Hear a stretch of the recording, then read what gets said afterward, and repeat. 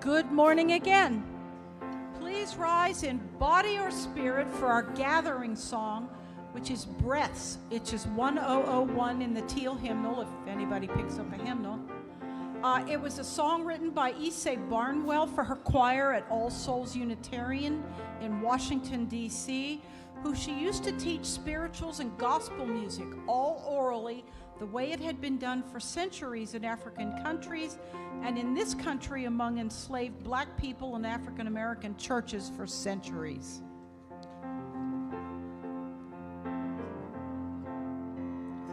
Listen more often to things than to beings. Listen more often to things than to beings. It's the ancestors' breath when the fire's voice is heard. 'Tis the ancestors' breath in the voice of the waters. Sa,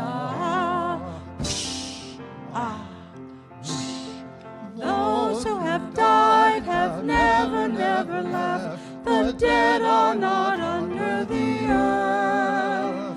They are in the rustling trees, they are in the groaning woods, they are in the crying grass, they are in the moaning rocks. The dead are not under the earth. So listen more often to things than to beings. Listen more often to things than to beings. 'Tis the ancestors' breath when the fire's voice is heard. 'Tis the ancestors' breath in the voice of the waters. Ah, ah. Those who have died have never, never left. The dead have a pact with the living. They are in the woman's breast, they are in the wailing child. They are with us in our homes, they are with us in this crowd. The dead have a pact with the living. So listen more often to things than to beings. Listen more often to things than to beings. 'Tis the ancestors' breath when the fire's voice is heard. 'Tis the ancestors' breath in the voice of the waters. Za, za.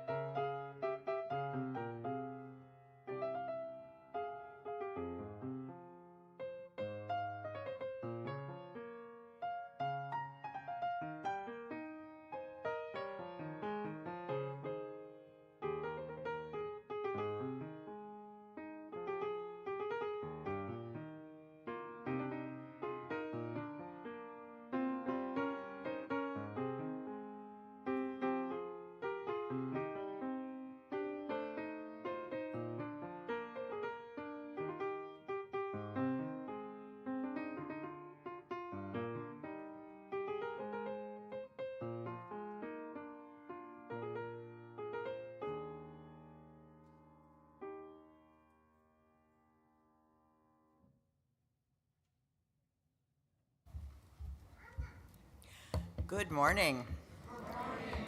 Welcome to the Mount Diablo Unitarian Universalist Church. I'm the Reverend Leslie Takahashi, and my pronouns are she and her. And we're really glad to have you here with us, whether you're here every week or whether you came while I was gone for a couple weeks in the summer. We're particularly glad. I'm looking forward to meeting you afterward. We do want to offer you a special welcome if you're visiting us and invite you to sign a visitor's card either in the Borton Hall after the service or online as well. On the first Sunday of the month, we will have an opportunity for those interested to sign our membership book, and we'll also have a gathering for those wanting to learn more on that day. So we're grateful to have that. Today, after service, we are going to be showing the award-winning film Where Olive Trees Weep, about the historic plight of the Palestinian people. It will be here in the sanctuary at 1 p.m. And we do actually have some refreshments if you're wanting to just stay through, thanks to the generosity of Steve Hirsch, who donated some extra refreshments to us. So that will be happening as well. MDUUC has been participating in hosting a faith witness outside the Concord Immigration Court. So while I haven't seen some of you up here for a while, I've seen some of you on the street. And I'd invite you to see me or Rose if you're interested in being present this Tuesday from 7:30 to 9:30 in Concord. We will be singing and giving out blessing cards, and we'd also like to be able to do what they're doing in San Francisco, which is offering baked goods and coffee. I mean, we can't let them outdo us, right? So anyway, if you're interested in helping, let us know. We have some comfort creatures in the back of the sanctuary. If you're having a week where it would be nice to have a little companion while you're sitting here in service, try one out. People have found them very renewing and helpful, and we're glad to have that. Next week is the final service of our amazing intern minister, Rose Rydell. So please be here for that. And welcome to this beloved community.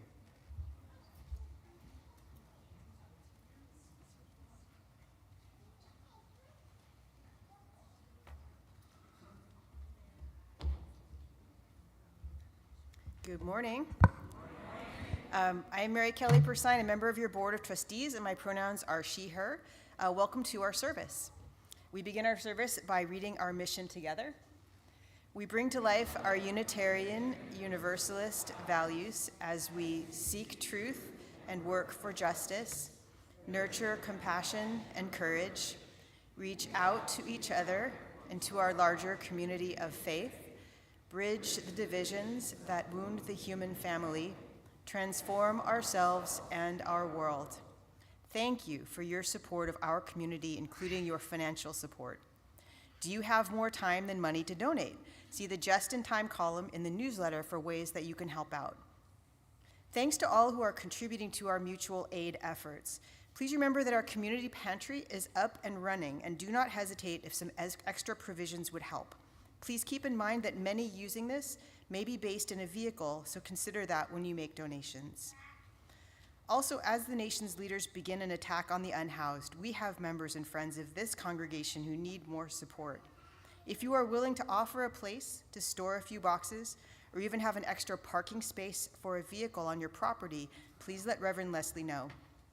Here at MDUUC, let's keep showing that we know how to meet the moment through the spirit of mutual aid.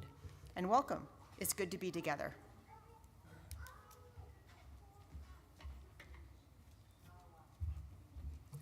Today we're going to talk about the many opportunities that we have to recognize the holy all around us and look at all these examples of embodied holiness. So as you greet one another, say, I see that light in you.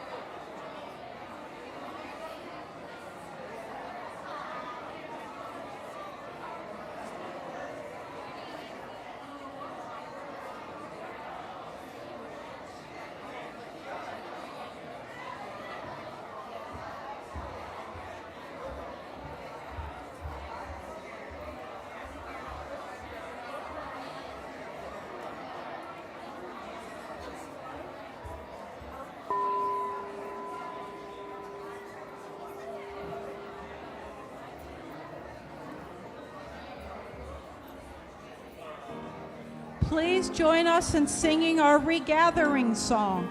Come, come, whoever you are. We're going to sing it through twice.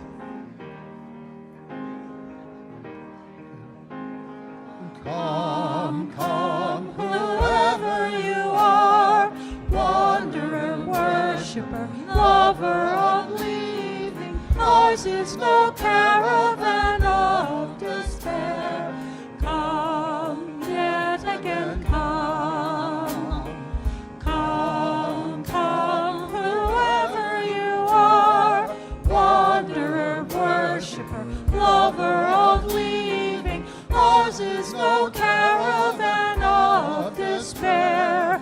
Come, yet again come.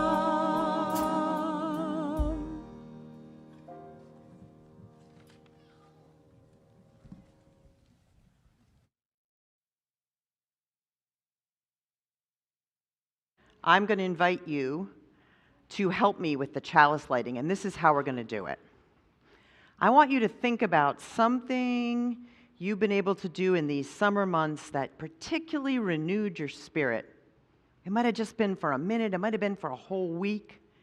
What was it? It could be any number of things. But just think about something that renewed your spirit and something that you would like to do again before the weather gets cooler, which is still a long way off. So in a minute, I'm going to say 3, 2, 1, and we're all going to say it out loud together. And those are going to be the words that bless our chalice this morning. Are you ready? 3, 2, 1.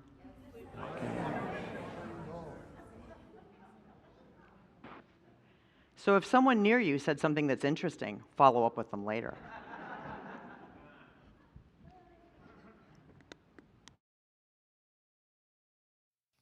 Good morning. Today, we are going to do a little kind of meditative practice together. So I want to invite you to choose a buddy that you feel comfortable with, probably somebody who's next to you, a friend or a grown-up, somebody that you trust, that you are comfortable having a little chat with. Now, I want you and your buddy to take 3 slow, soft, mindful breaths. So take a deep breath in and let it out slowly. Deep breath in and let it out slow. And one more deep breath.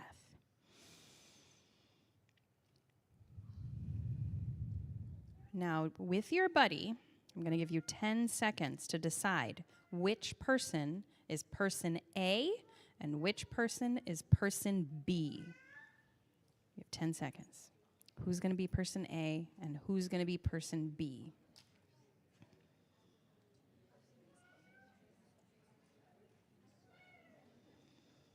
All right. Put your hand on your head if you have figured out who's A and who's B. Yeah, you didn't think I was going to check, did you? Okay, person A is going to be our first speaker. Person B is going to be a listener. Now, if you were the speaker, raise your hand. Let's make sure we know. All A's are our speaker. Okay, you can put your hands down. Now, I want you to think about how you feel in your body and tell the listener. For example, you might say, I'm feeling happy, or I'm feeling angry, or I'm feeling, insert whatever feeling you're feeling in your body. So tell your buddy what you're feeling. Describe those feelings. Do you notice a sensation in your head or your tummy? Is it tight? Is it hot? Is it cold?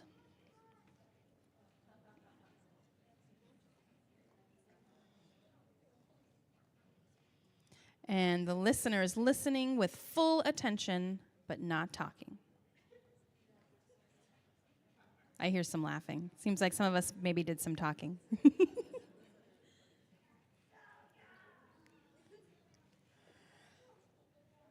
All right, now I want the speaker to take 3 more soft, slow, deep, mindful breaths.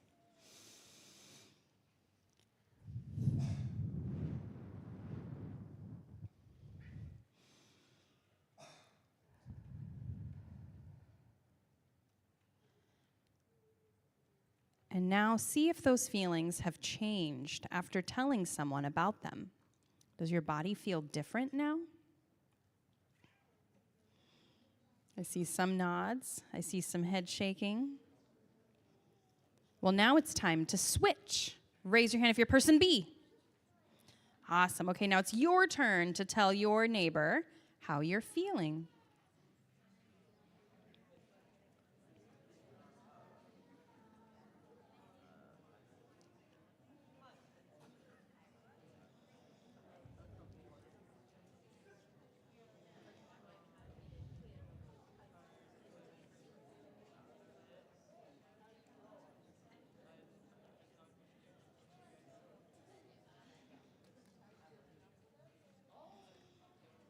All right, and then let's take another 3 mindful breaths all together.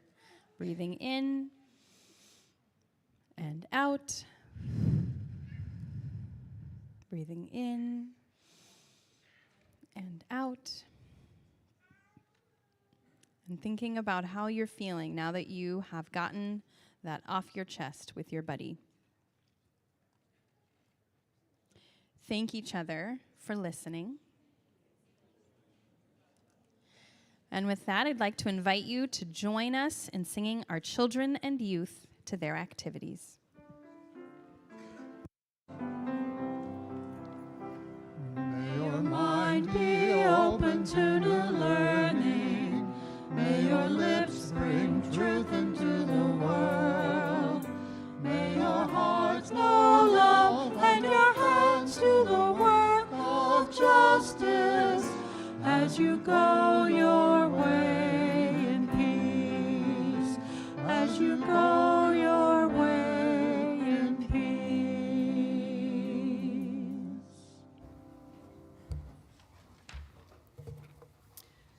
Every once in a while, when I am presented with a worship associate topic, I find myself wondering why I volunteered for this job. I enjoy writing, but at times the output is intense.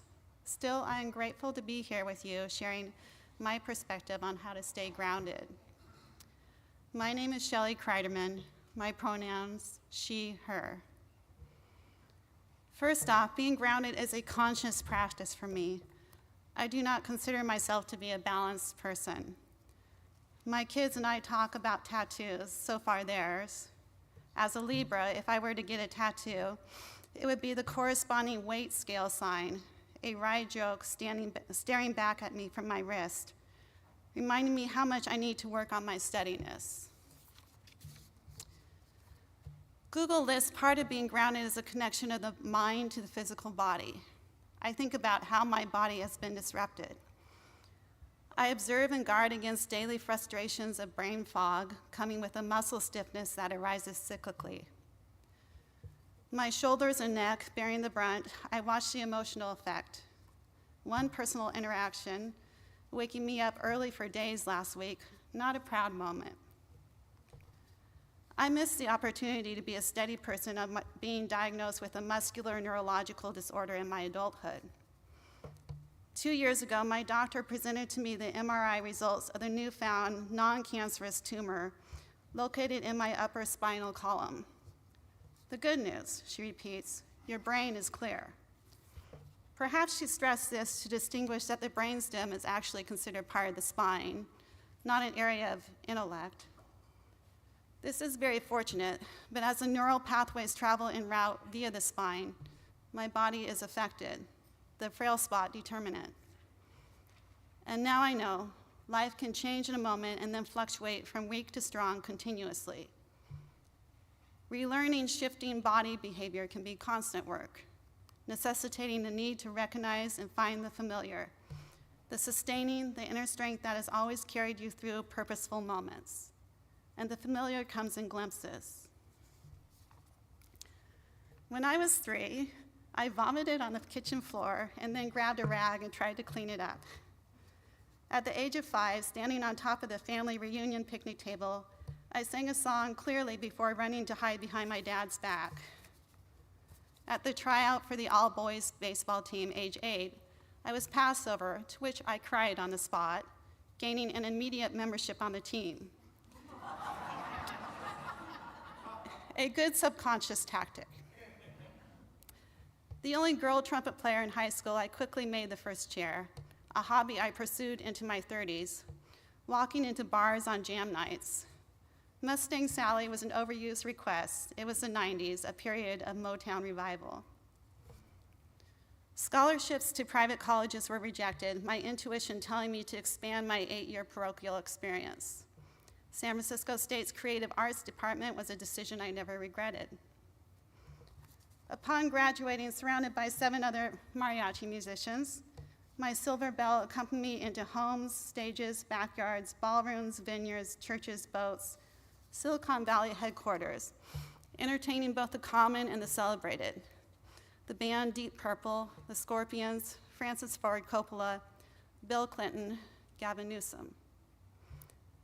Now this list includes a beautiful family, laughter of friends, and an exploration of nature. And I am so proud of my journey. But sometimes when I try to connect the experiences of my past to the present, the able-bodied to the disjointed, I find myself stumbling. Why some days are a blessed 2-hour hike with my best friend, and other days I am resting my back, neck, shoulders, over and over again. Simply put, the pieces of my life are not linear. Sometimes they don't even make sense to me. I credit my mom telling me the story of the kitchen floor rag mopping in my toddler hands. My memory doesn't stretch to the beginning, and if it did, this would be an awful place to start.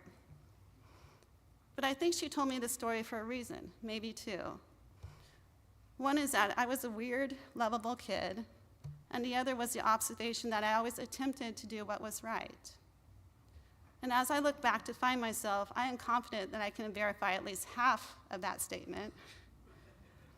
I've always tried hard.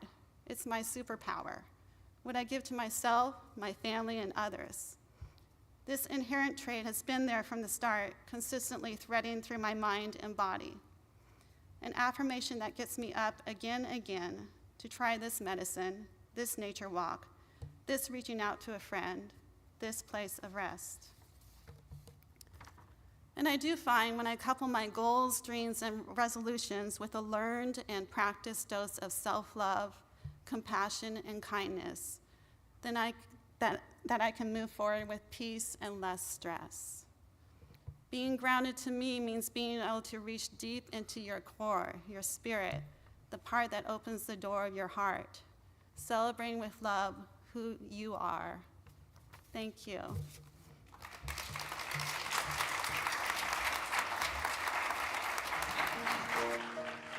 Please rise in body or spirit to sing these words from British Unitarian Bruce Finlow that California rock musician Patrick Rickey set to music less than 24 hours after first hearing them uttered.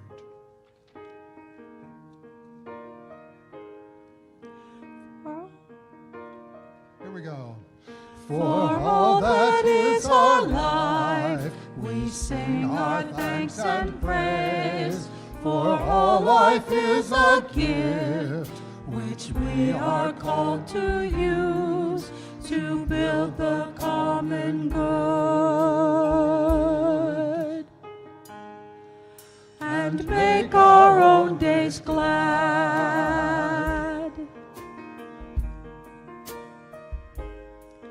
For needs which others serve, for services we give, for work and its rewards, for hours of rest and love, we come with praise and thanks. For all that is our life,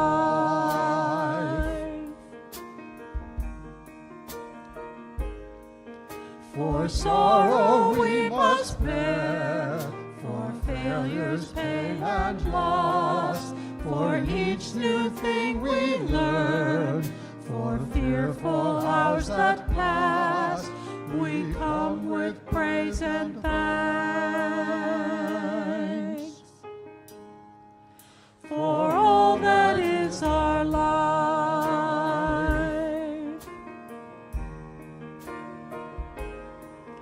for all that is our life, we sing our thanks and praise. For all life is a gift which we are called to use to build the common good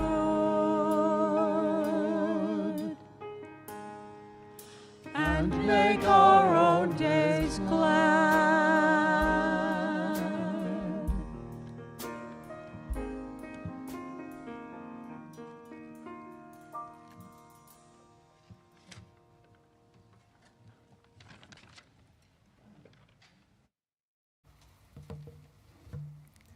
Good morning. My name is Rose Rydell. My pronouns are she, her, and it is my great joy to serve as one of your ministers. Now is the time in our service when we take into the heart of this community those joys and sorrows which are too great to hold alone. Would those who have written in the book of joys and sorrows come forward at this time?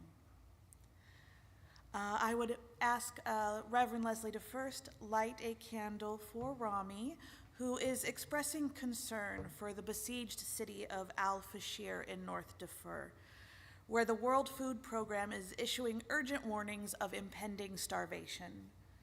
Please keep the people of Al-Fashir in your thoughts during your daily meditations and prayers. Please, Leslie, please also light a candle of concern for our longtime member, David Longfellow, who has sustained a back injury. Due to his injury, David is unable to cook for himself or walk his dog. So if you would be interested in bringing David a meal or taking his friendly dog for a walk, please let Reverend Leslie or myself know. Leslie, again, please light a candle for Sam, who shares. I'm not as active of a member of the church as I'd like to be. Mental illness, ADHD, and autism make it difficult. Even if you don't know me, I hope that you'll please pray for me. I'm going to a mental health residential treatment center for 1 to 2 months, and this could be life-changing. Please pray that I can be vulnerable to heal what still hurts, and that I have the strength to grow from this experience.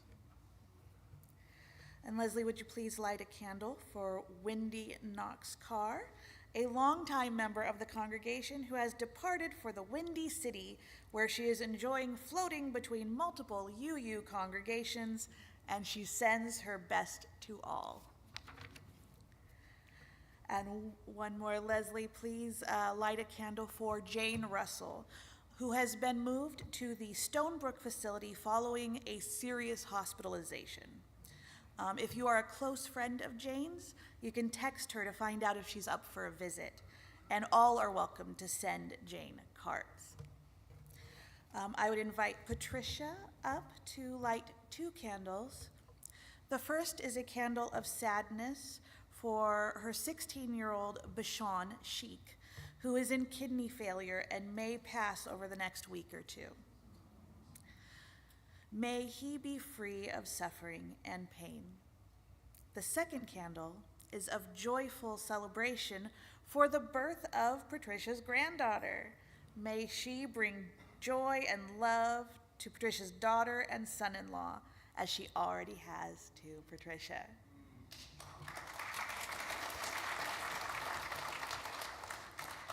And I would invite Mary, Kelly, Ian, Ann, and Zephyr up to light a candle of joy for Anne and Zephyr starting their new lives as college students.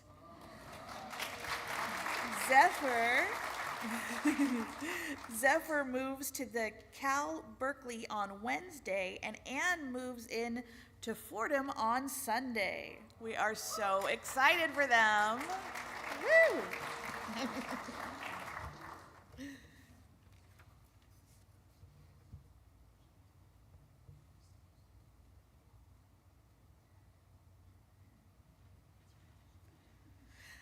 And I would invite Scott up on behalf of the Caring Committee. Scott Schrader is lighting 4 candles of joy to celebrate the 90-plus birthdays of our congregants for the month of August. Mary Feneloni is 91 this month. Rowena McGregor is 92 this month.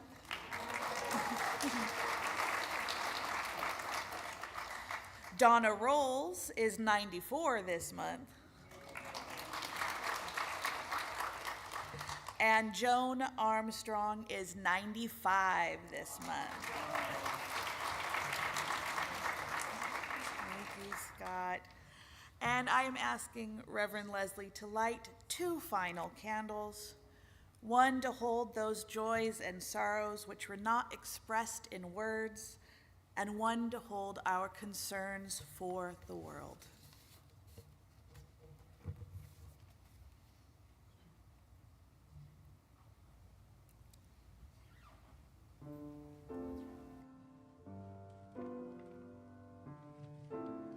Please remain seated as we sing Open My Heart, a meditative song by Henry Fleury, an award-winning composer and UU music director in Prescott, Arizona.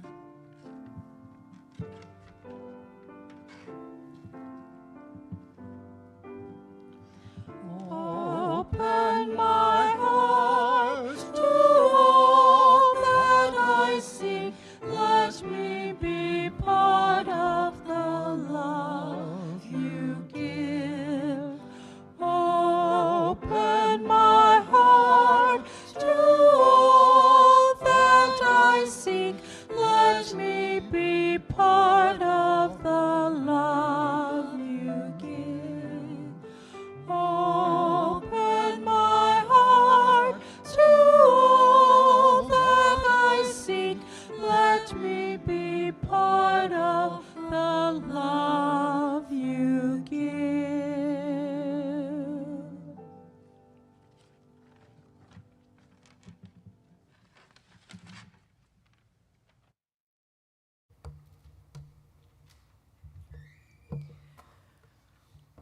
I'm going to invite us to continue the good breathing that we were doing during our time for all ages. And I'm going to invite you to settle more firmly into wherever you are. Settle into sitting, feeling that you're planted on the chair where you are, perhaps lowering your feet so that they can touch the ground, both of them, for just a few minutes. Noticing and then releasing the tension in your hips.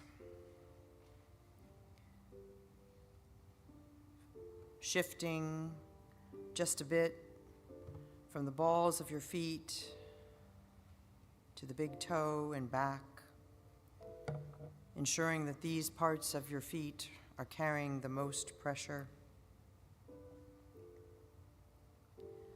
And then we'll go back to that breath that we were doing earlier, inhaling, noticing where there is tension in your body and then releasing it. Imagining that your breath can travel from your mouth all the way down to the ground, down into the ground, beyond the ground, into the center of the earth,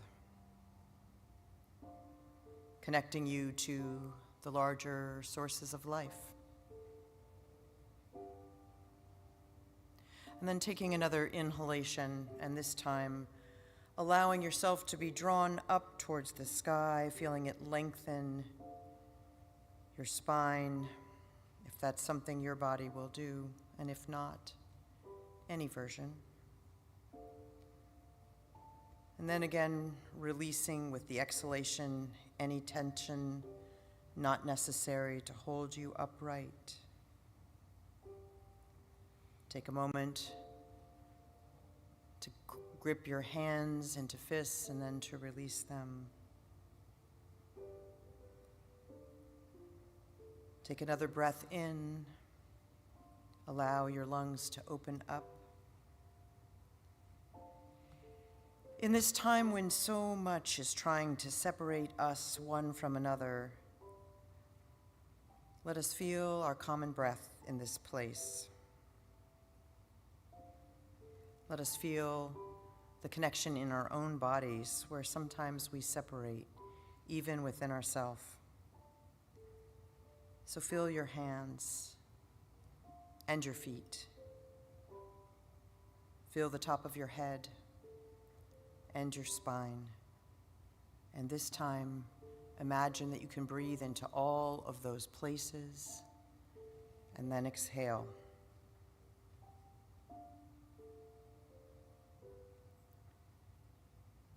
And now I'm going to invite you to take one more inhalation, and this time as you exhale, I'm going to invite you to do something that joins your breath audibly with the breaths around you.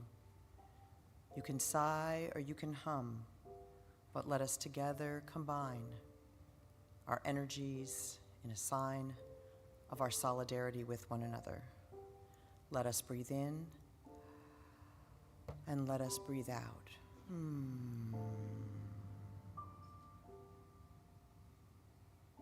Our breath is always with us, and so are our connections to one another and to the earth.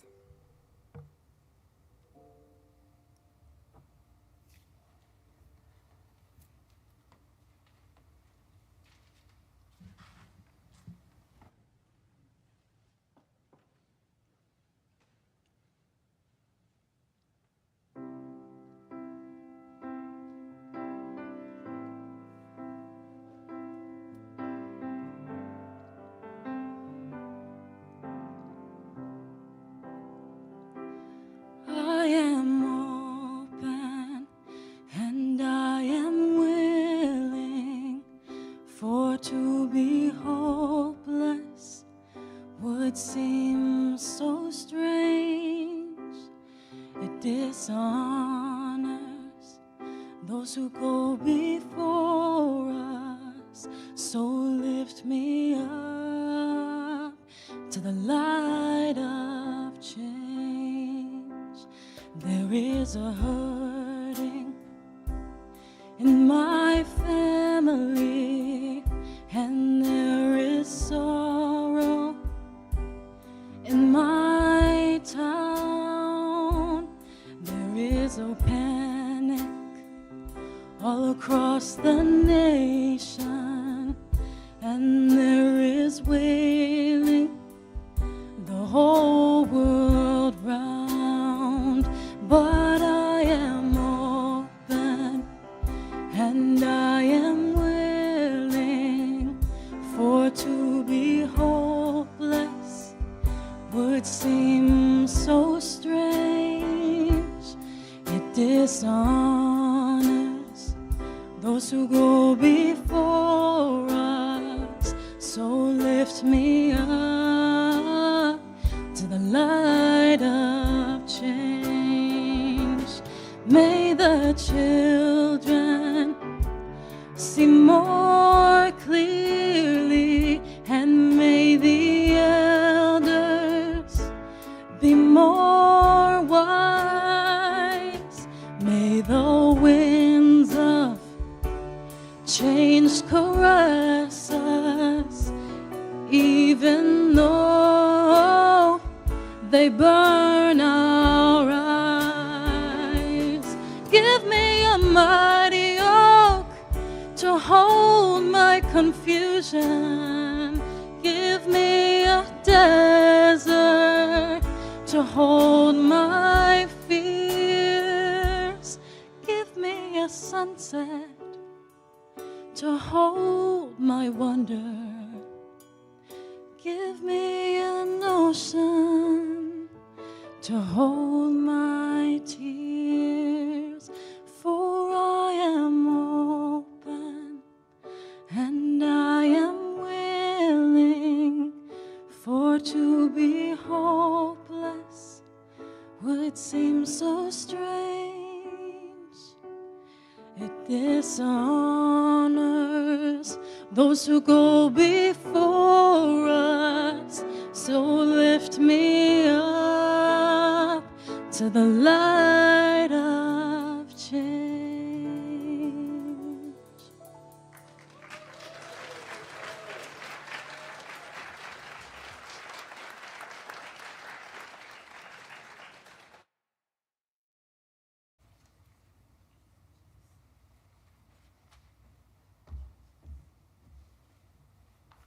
Good morning. I am Linda Russell, a member of your Board of Trustees, and my pronouns are she, her, and hers. When I am giving to the church, I am supporting our staff and our ministers and this beautiful campus, but there is a little bit of selfishness in that because of what I receive as a member of this community. For the community circle we just finished that provided the nourishment of sharing over these last few weeks, I am grateful. For a faith that does not stick its head in the sand but shows me the many ways to use my voice and my power to raise up the deeper values for my country and all my neighbors, I am grateful. When I open the midweek emails and see all the ways we can show up for those struggling around us, especially in a time when so much is under attack, I am grateful. I cannot take for granted all that is my life.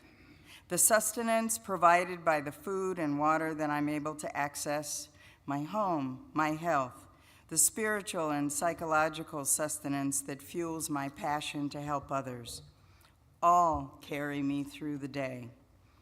The sustenance that I speak of here and now is what we offer the church to keep it going, so it may continue to nurture us, to feed us, and provide that which we need to get through these really difficult times.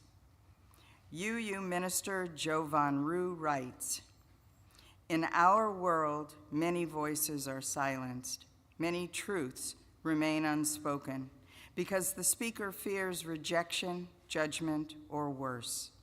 Our financial offerings today help sustain this congregation as a place where all voices can be heard, where the truth can be spoken without fear, where vulnerability is met with compassion.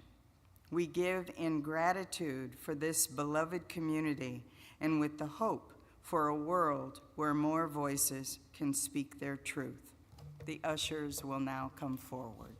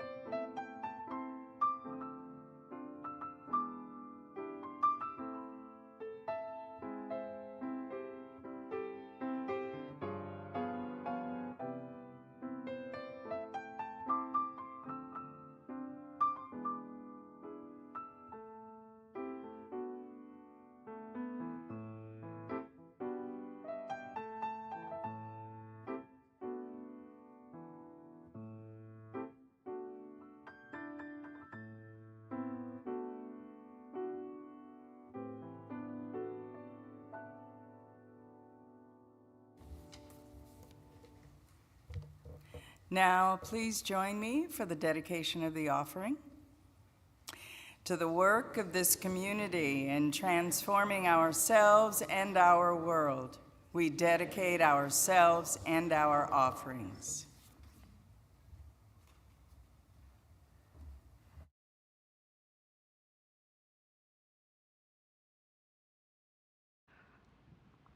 Before I start, I need to take a moment and say how grateful we are to have Maura and Scott helping us with our music, but also how grateful we are to have Lily Klepatsky joining us for the first time as a guest vocalist. Thank you so much. We're really grateful for that as well, so thank you.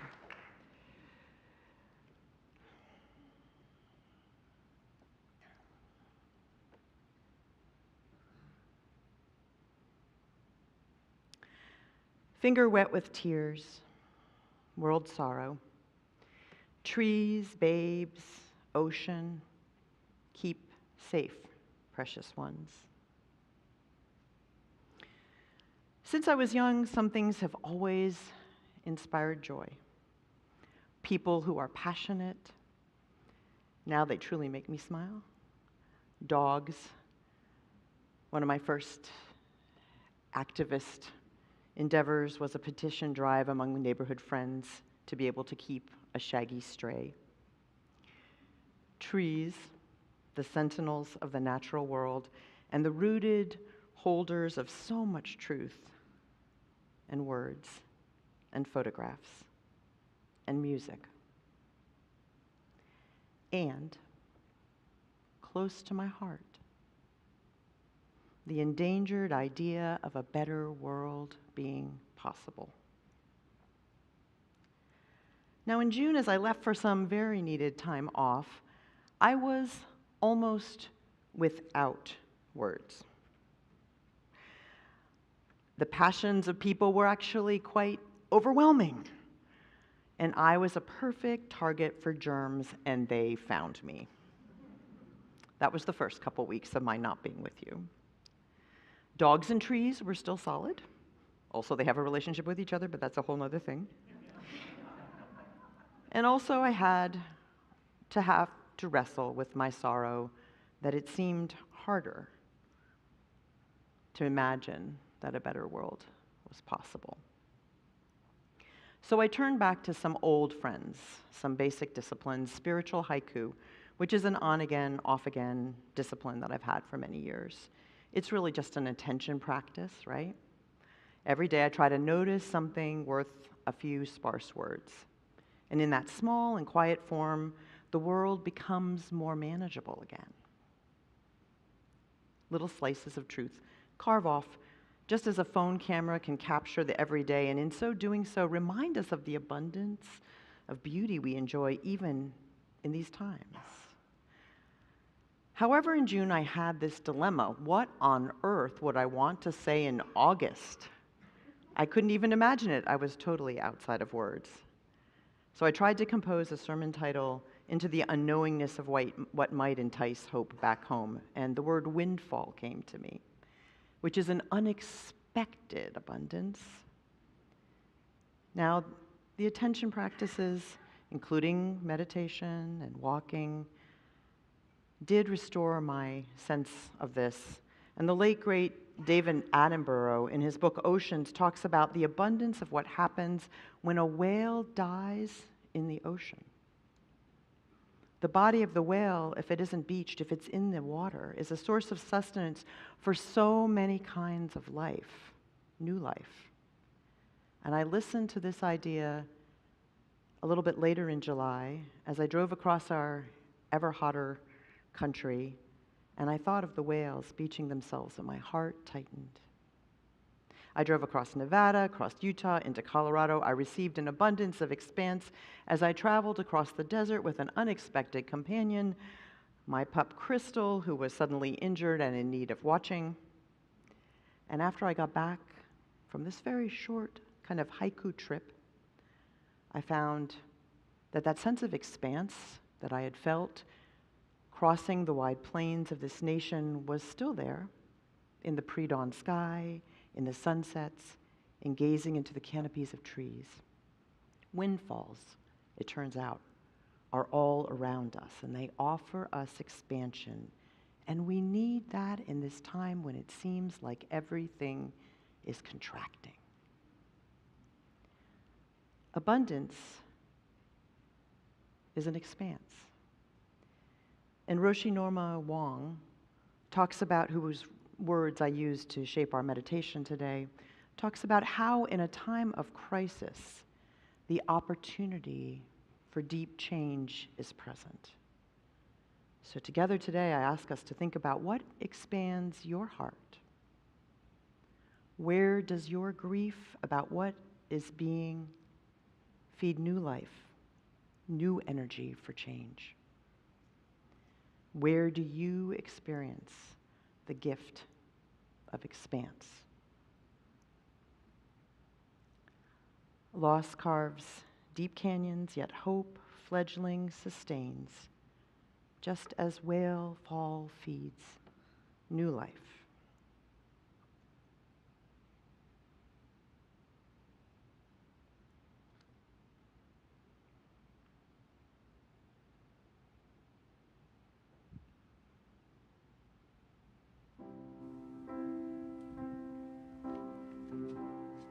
Please join me in singing the chorus of I Am Open and I Am Willing.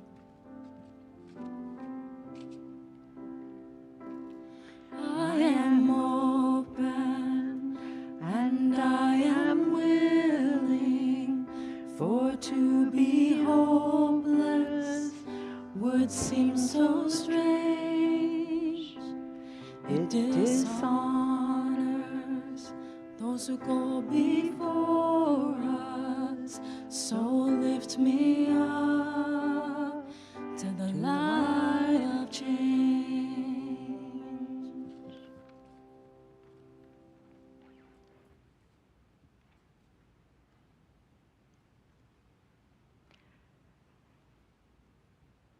Joy is the firefly. Catch it, for if it appears, its light is sustenance. At 9 in the evening, a week or so later in July, in Oberlin, Ohio, I was trying to catch a firefly, even though it was almost 100% humidity and nearly 90 degrees. It was swimming through the air. I tried that swipe that I remembered from my childhood. You have the hand cupped, so you don't crush the little insect in your hand. And then you can kind of cup your other hand over it. And I discovered this is not like riding a bike. Once you learn how to do it, you are actually not very good at it if you're out of practice. At least I wasn't. I tipped off the sidewalk in my shoes that I had worn, especially to hike back to my Airbnb after seeing my uncle, who is 98. That week, I did not rent a car. And thus, I spent a lot of time walking to and fro and seeing all kinds of things I wouldn't notice otherwise. My uncle, who had survived another time of hate, incarcerated in a camp, and then losing his only child and then his wife, is a person of amazing equanimity. He is a receptacle for small facts from movies and pop culture, and he is, in fact, the Jeopardy whiz among the other folks in his memory care unit. These little gems of knowledge sparkle in him like the fireflies of facts. He can remember the plots of movies and who sang what song and the little trickles of genealogy and political history, and yet he will tell you the same account of his morning 10 times in 10 minutes. Yet on my last morning, we sat outside, very still in the wet heat, and talked with no repetition for more than an hour. The conversation began when we were watching a delivery person sprint into the building where some people were setting up for a memorial service.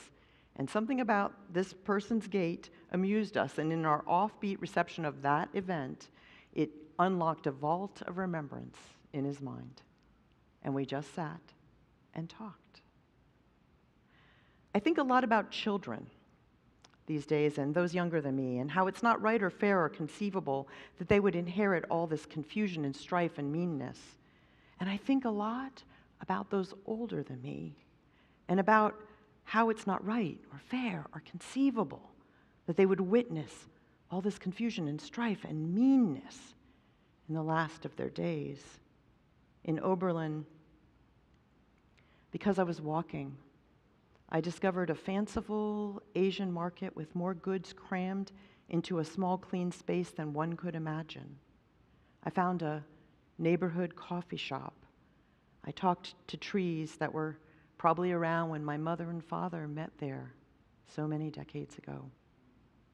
And finally, on my last evening, I catch a firefly near the house that my cousins and I have decided is probably haunted.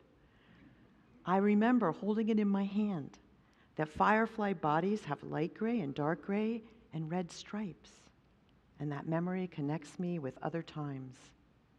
Whimsy, it seems to me, is better than resignation. What makes you laugh without malice? What makes you remember simple pleasures? Where do you intersect with the world of other creatures? And how do they heal your heart? What note might music bring that might open your heart? What color is truth?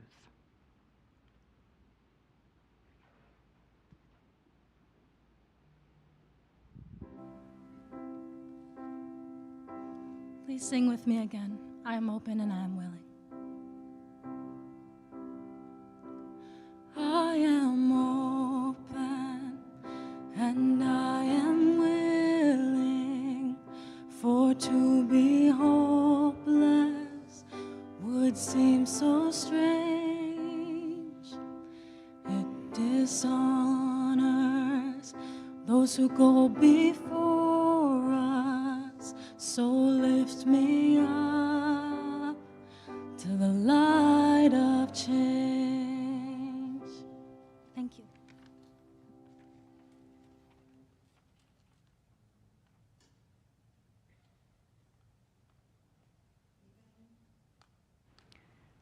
The oceans roil at the state of our world. I try to keep my heart. So when words came back to me this summer, I was reminded of the power of love, love between people in so many forms, and also the deep love that we have for this earth, which we should be deepening in these times, and instead are being drawn away from. I was reminded of the love that allows us to hold that some among us truly are living so close to despair because of what is happening, and that others who are farther away need to hold them in mutual aid. Last weekend, I was invited at the last minute to witness a coming-of-age ritual of the Apache Nation. It was a 4-day rite. I saw parts of most of 3 days, standing in the heat, which was over 100 degrees, in the sand, to witness a time-honored ceremony. I'll say more about why I was there in a couple weeks as part of our water ritual. But I was one of a small, very small handful of people who were not from the San Carlos Apache Nation, and their members gifted us with teachings, explaining as we stood in the sun for hours and watching the intricacies of this time-honored coming-of-age ritual. You see, when a young woman in that community begins to menstruate, she can choose to participate in this physically challenging transition to honor her emerging womanhood. It's called the Sunrise Dance, and it involves 64 dances over 3 days, usually about 10 hours of ritualized dancing.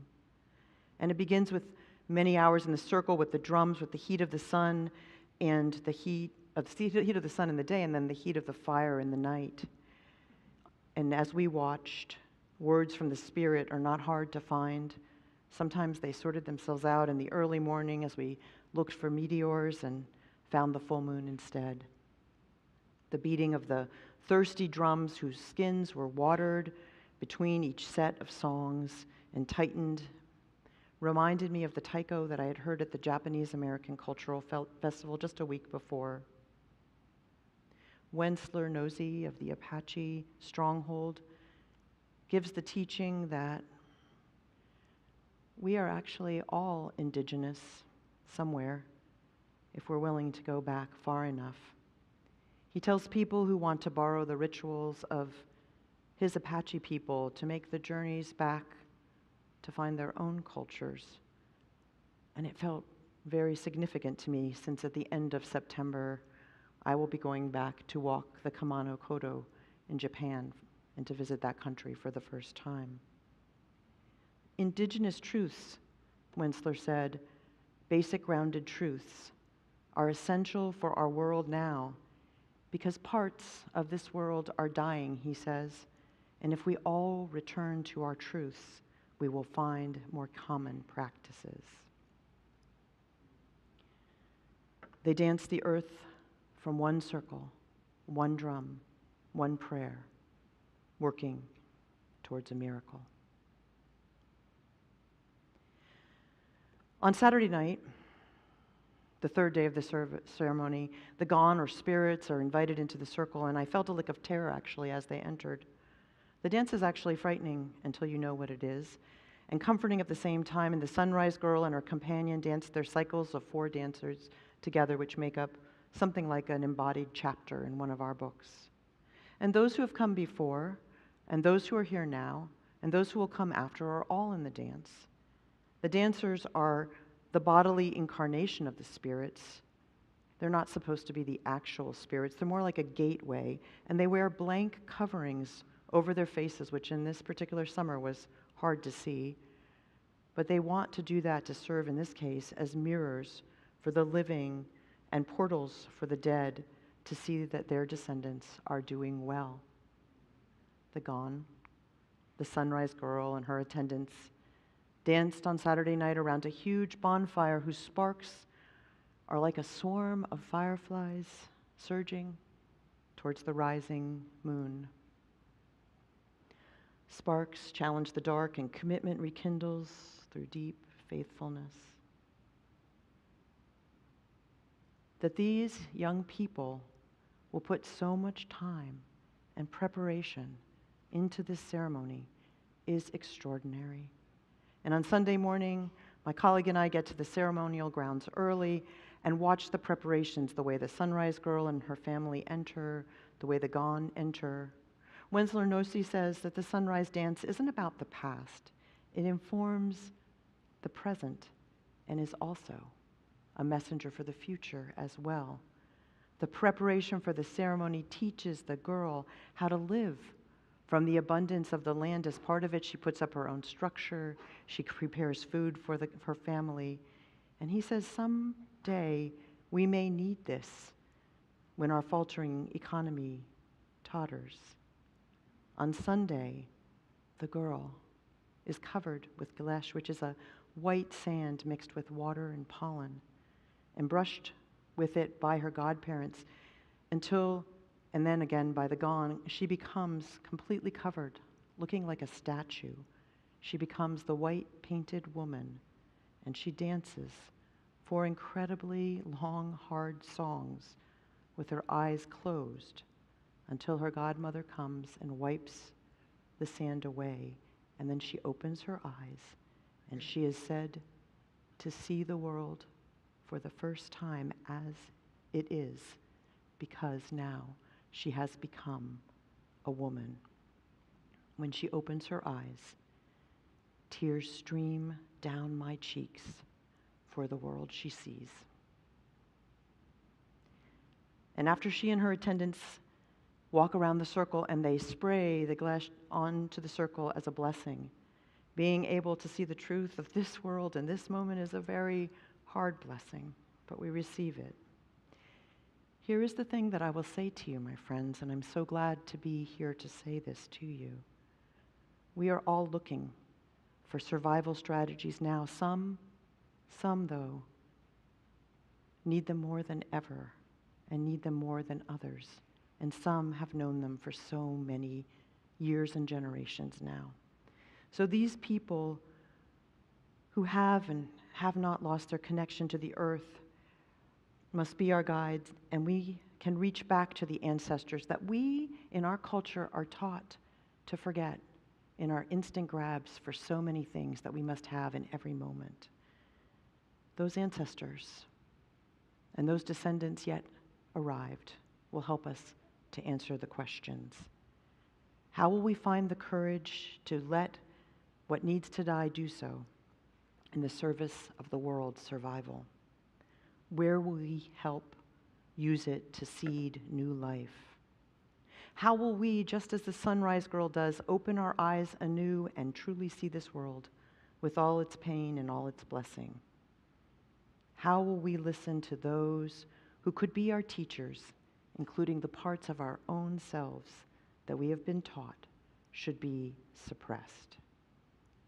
How will we celebrate the windfalls and the whimsy and make room for the expansive and still mourn the losses, so that they, like whale fall, can help us prepare for new life?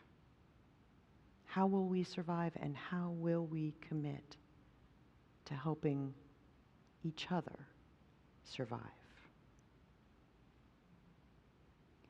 Your eyes see anew the wounds of this injured world. Bless and forgive us.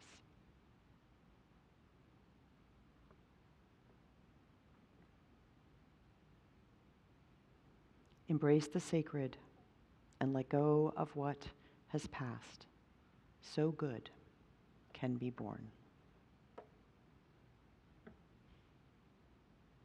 Thank you.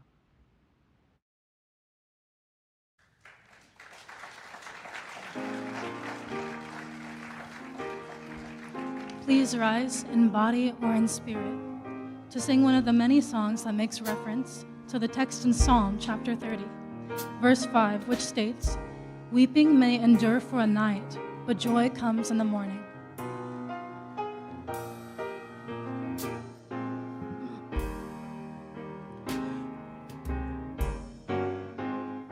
We'll find joy in the morning, joy in the morning, joy in the morning, in the morning we'll find joy.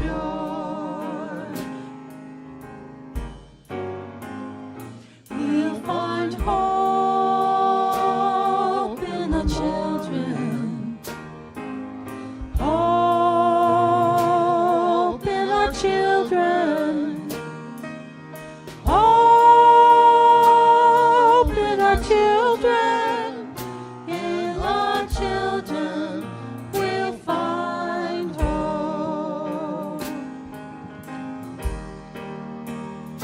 We find strength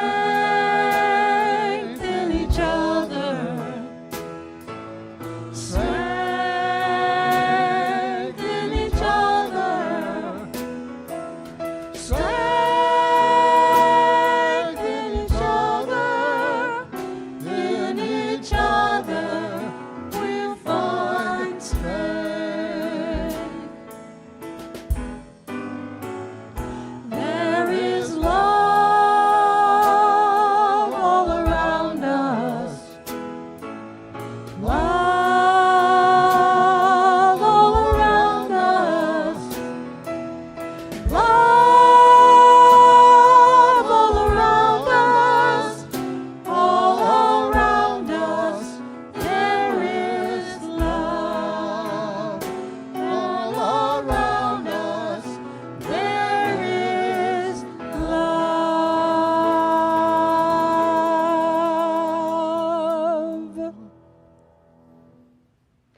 And today we extinguish our chalice with the words of Norma Wong Roshi. A crisis presents itself as a critical threshold, and it is when things are not working the way you have an expectation of them working. When things are not normal for long periods of time, it is the only time when a critical mass of people might be able to do something that is in opposition to their norms, and that is what a leap is. So let us take these words and this companionship and the love of this congregation out into the world, and let us do so in the spirit of peace.